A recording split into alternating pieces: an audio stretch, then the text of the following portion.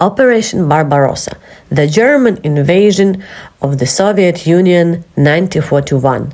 Operation Barbarossa was the code name for Nazi Germany's invasion of the Soviet Union, which began on the 22nd of June 1941. This invasion marked the largest military operation in history, which in terms of the number of personnel involved and the scale of destruction. It was a pivotal moment in the Second World War, resharing the course of the conflict and ultimately leading to the downfall of Nazi Germany.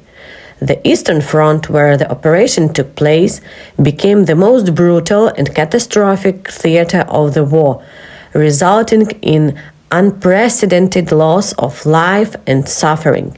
In this discussion, we'll examine the objectives, initial successes, challenges, and ultimate failure of Operation Barbarossa. Background and objectives. Germany's leader, Adolf Hitler, had long held an ideological hatred for the Soviet Union.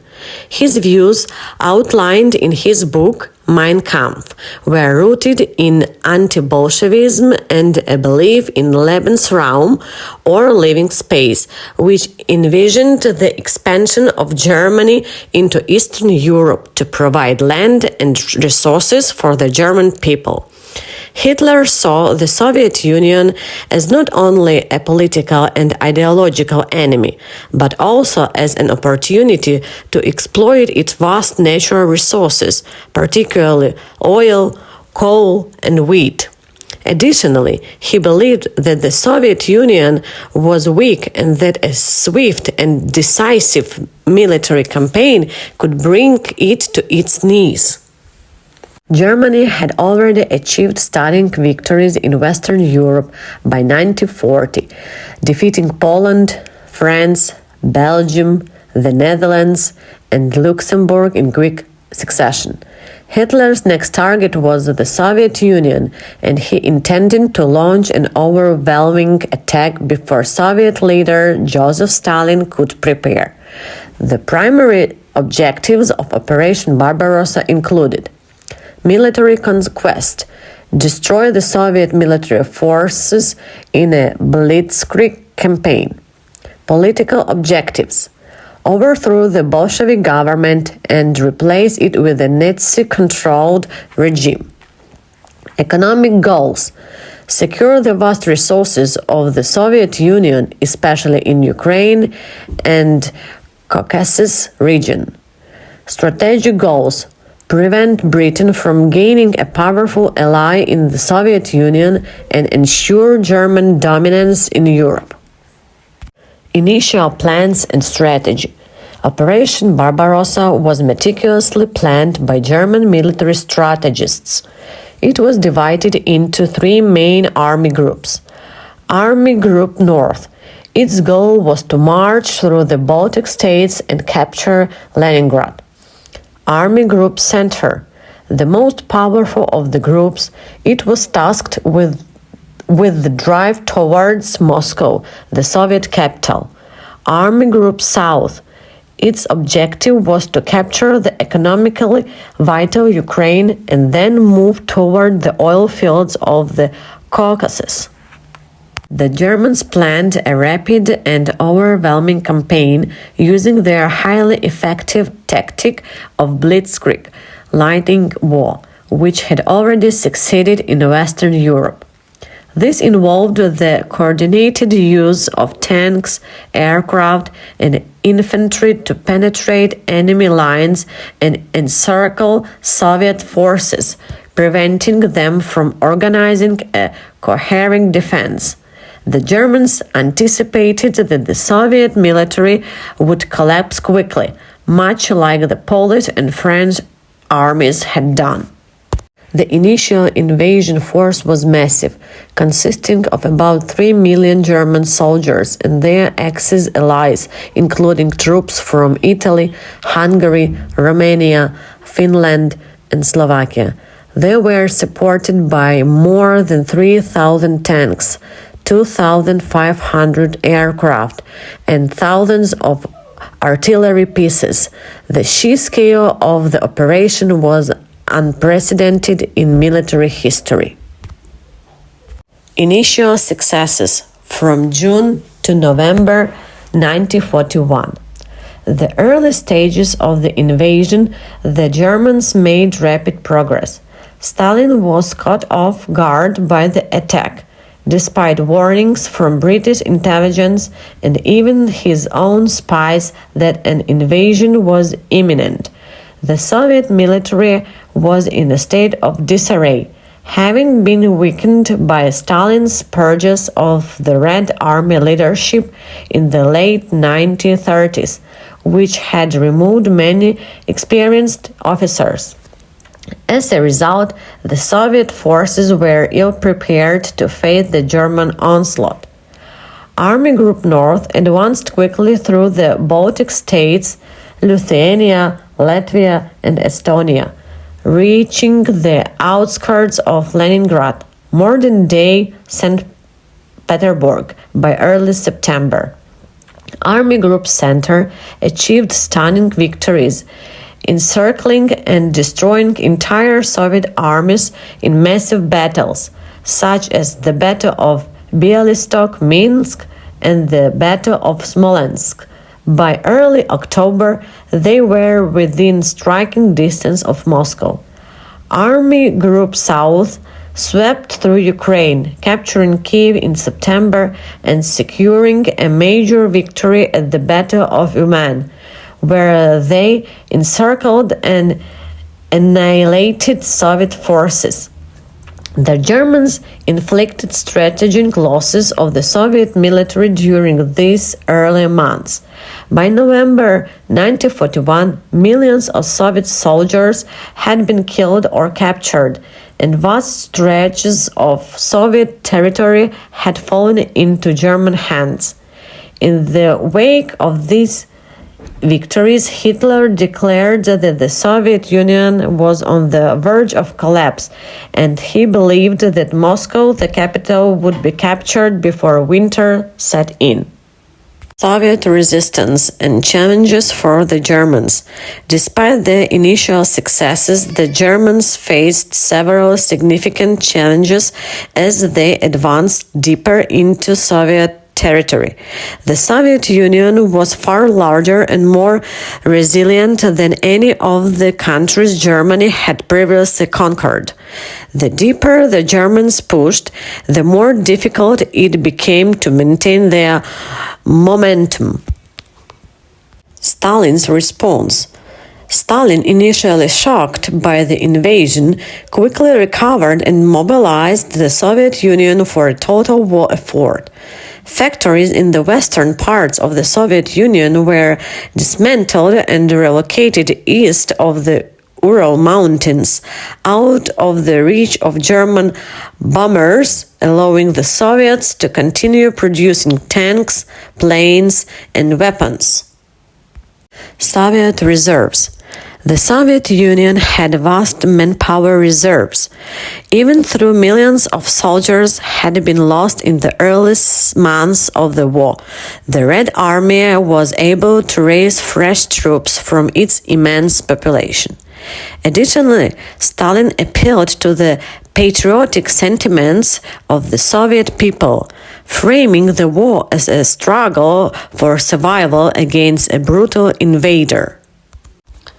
Brutal terrain and climate. As the Germans advanced into the vast expanses of the Soviet Union, they encountered increasingly difficult terrain. The roads in many areas were little more than dirt tracks, making it difficult for tanks and supply trucks to move. The infamous Russian weather also played a major role in hampering the German advance. The autumn rains turned the road into quagmires, and the onset of winter in November brought freezing temperatures and heavy snow. German troops, who had expected to achieve victory before winter, were unprepared for the brutal cold. Many soldiers suffered from frostbite, and equipment malfunctioned in the freezing conditions. The battle for Moscow and the failure of Barbarossa. The Germans had hoped to capture Moscow, the political and symbolic heart of the Soviet Union, before winter. The Battle of Moscow began in October 1941, with Army Group Center launching a direct assault on the city. The Germans initially made progress, but by December, the advance had stalled. The Soviets had brought in reinforcements from Siberia, where they had been stationed in anticipation of a possible conflict with Japan. These fresh troops were well equipped to fight in the cold, unlike the Germans. On 5th of December 1941, the Red Army launched a massive counteroffensive against the Germans. Soviet forces under General George Zhukov pushed the Germans back from the outskirts of Moscow, inflicting heavy losses. The German army, already stretched to the breaking point, was forced to retreat. This marked the first major defeat of the Wehrmacht German armed forces in the war and signaled the failure of Operation Barbarossa. Consequences of the failure of Barbarossa. The failure to capture Moscow and decisively defeat the Soviet Union in 1941 marked a turning point in Second World War.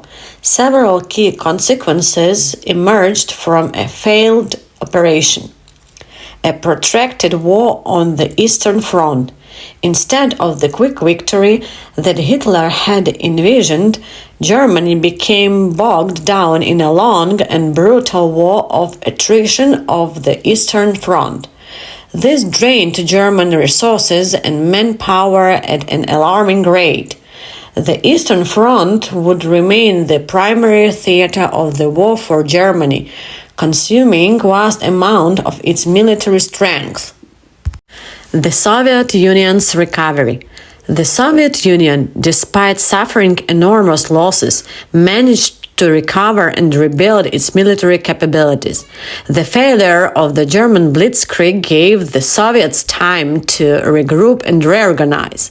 In 1942 and 1943, the Red Army would go on the offensive, ultimately driving the Germans back toward their own borders.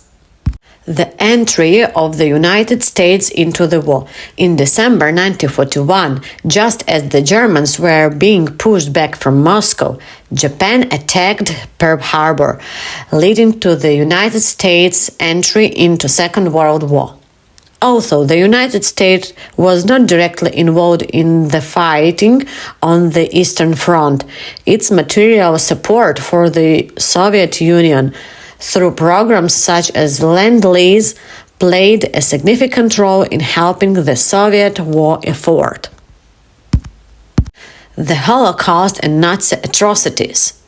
As the Germans advanced into Soviet territory, they carried out widespread atrocities against the civilian population, particularly targeting Jews, political commissars, and other groups deemed undesirable by the Nazi regime. The invasion of the Soviet Union marked the beginning of the Holocaust in Eastern Europe, as Einsatzgruppen, mobile killing units, followed in the wake of the German army, conducting mass shootings and other brutal acts of genocide. The war on the Eastern Front was marked by extreme brutality on both sides, with little regard for the laws of war. Legacy of Operation Barbarossa. Operation Barbarossa was the largest and the most devastating military operation in history. It reshaped the course of Second World War, marking the beginning of the end of Nazi Germany.